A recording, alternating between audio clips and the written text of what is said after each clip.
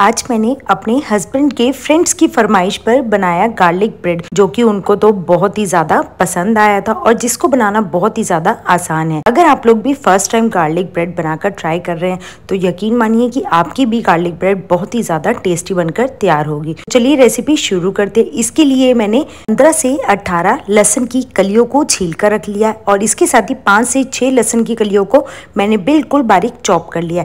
एक बाउल में मैंने शेजवान चटनी लिया, इसके साथ ही मैंने हरा धनिया और हरी मिर्च को चॉप कर लिया। एक बाउल में हमने बटर लिया और इसके साथ ही दूसरे बाउल में हमने चीज़ क्यूब्स लिए हैं। अब हमने गैस पर एक तड़का पैन रखा है। तड़के पैन में जो हमने लहसुन को चॉप करके रखा था उसे हमने डाल दिया। डालने के बाद गैस का फ्लेम बिल्कुल मीडियम करके अब हम इसे लगातार कम से कम 1 से 2 मिनट तक के लिए चलाते रहेंगे। हमें इसे जब तक चलाना है जब तक कि इसमें से एक अच्छी खुशबू आने ना शुरू हो जाए। और ये देखिए धीरे धीरे लहसुन का भी हल्का हल्का कलर चेंज हो चुका है। जैसे ही आपको लगे कि लहसुन का कलर चेंज हो चुका है तभी आप गैस को बंद कर दीजिए। गैस को बंद करने के बाद अब हमने इसको एक बाउल में निकाल लिया है। निकालने के बाद सेम इसी तड़का पैन में अब हमने 2 चम्मच मस्टर्ड ऑयल डाला है। ऑयल को बिल्कुल हमने मीडियम टू हाई फ्लेम पे अच्छे से गरम कर लिया। जैसे ही ऑयल हमारा गरम हो जाए तभी हम साथ के साथ जो हमने लहसुन की कलियों को छील कर रखा था उन्हें हम इसमें डाल देंगे। ध्यान रखिए लहसुन की कलियों का इसमें ज़्यादा यूज़ करना है, इसीलिए मैंने इनकी क्वांटिटी 15 से 18 के करीब ली है। लहसुन को हमें हल्का गोल्डन ब्राउन होने तक के लिए अच्छे से पका लेना है। गैस का फ्लेम बिल्कुल लो टू मीडियम करके मैंने लहसुन को अच्छे से पका लिया। जब लहसुन बिल्कुल अच्छे से पक जाए तब हम गैस की फ्लेम को बंद कर देंगे और तड़के पैन में से अब हम लहसुन को निकाल लेंगे। ये देखिए लहसुन बिल्कुल अच्छे से पक चुका है और इसका हल्का गोल्डन ब्राउन कलर भी हो चुका है। ऑयल में से लहसुन को निकालने के बाद अब हमने इसको एक इमाम दस्ते में निकाल लिया। निकालने के बाद अब हम इसे अच्छे से कूट लेंगे। ये देखिए बिल्कुल बारीक हमें इसे कर लेना है। इस तरीके से मेरे पास ये इमाम दस्ता है, इससे हमने इसको अच्छे से बिल्कुल बारीक कर लिया। बारीक करने के बाद अब हमने एक बाउल में जिसमें हमने बटर निकाल कर रखा था उसमें इसे डाल देंगे। ध्यान रखें बटर को मैंने पहले ही बाहर निकाल कर रख दिया था जिससे कि बटर जो है वो बिल्कुल अच्छे से सॉफ्ट हो चुका है। अब हम जिसमें हमने बटर डाला उसी में हम चॉप किया हुआ हरा धनिया और इसके साथ ही हरी मिर्च को भी इसमें डाल देंगे। डालने के बाद अब हम इन सभी चीज़ों को मिक्स कर लेंगे और ये देखिए बिल्कुल अच्छे से हमें सभी चीज़ों को मिक्स कर लेना। और इस तरह से ये हमारा जो गार्लिक बटर बनाने का जो मिक्सचर होता है वो बनकर बिल्कुल तैयार हो चुका है। अब मैंने बाजार में मिलने वाले गार्लिक ब्रेड लिया। अगर आपके पास गार्लिक ब्रेड नहीं है तो आप इसके लिए नॉर्मल ब्रेड का भी यूज़ कर सकते हैं। ब्रेड के एक स्लाइस के ऊपर हमने जो हमारे पास बटर है उसको डाल दिया। डालने के बाद अच्छे से पूरे ब्रेड के ऊपर हमें बटर को लगा लेना है।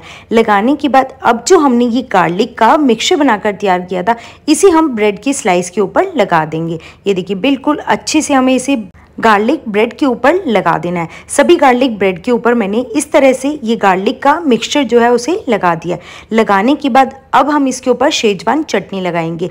शेजवान चटनी को हमें अच्छे से पूरे गार्लिक ब्रेड के ऊपर लगा देना है। शेजवान चटनी लगाने से जो हमारे गार्लिक ब्रेड बनकर तैयार होते हैं वो बहुत ही ज़्यादा चटपटे बनकर तैयार होते हैं।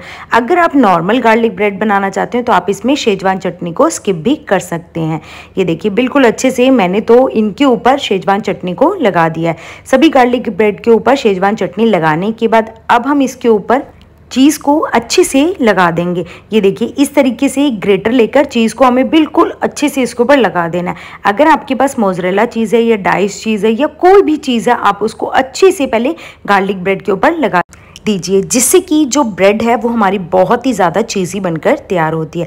अब मैंने थोड़ा थोड़ा चिली फ्लेक्स, ऑरिगेनो और मिक्स अप तीनों चीज़ों को लेकर गार्लिक ब्रेड के ऊपर लगा दिया है। तीनों ही चीज़ों को गार्लिक ब्रेड के ऊपर लगाने के बाद अब हम इसे एक प्लेट में निकाल लेंगे। सबसे पहले मैं इसको माइक्रोवेव कर रही हूँ। आप चाहें तो डायरेक्ट भी आप इसे किसी भी तवे पर भी अच्छे से सेक सकते हैं, पर माइक्रोवेव करने से जो चीज़ है वो हमारी बहुत ही अच्छे से मेल्ट हो जाती है।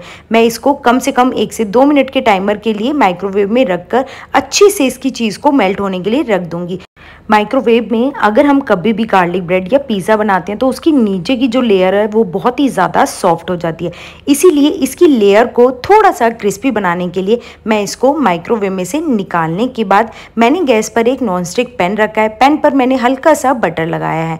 बटर लगाने के बाद इसको हमें अच्छे से पूरे पैन के ऊपर फैला देना है। फैलाने के बाद अब हम इसके ऊपर जो हमने गार्लिक ब्रेड तैयार किए हैं उनको रख देंगे। रखने के बाद बिल्कुल लो फ्लेम पर ही हमें इन्हें सेकना है। जितने मैंने गार्लिक ब्रेड बनाकर तैयार किए थे उन सभी को अब हमने पैन के ऊपर रख दिया और ढक कर रखने के बाद कम से कम हम इसे 1 से 2 मिनट तक के लिए बिल्कुल लो फ्लेम पर सेकेंगे, जिससे कि जो गार्लिक ब्रेड है वो हमारी बहुत ही ज़्यादा क्रिस्पी बनकर तैयार होती है। ये देखिए बिल्कुल अच्छे से हमने 1 से 2 मिनट तक इनको लो फ्लेम पर सेका था।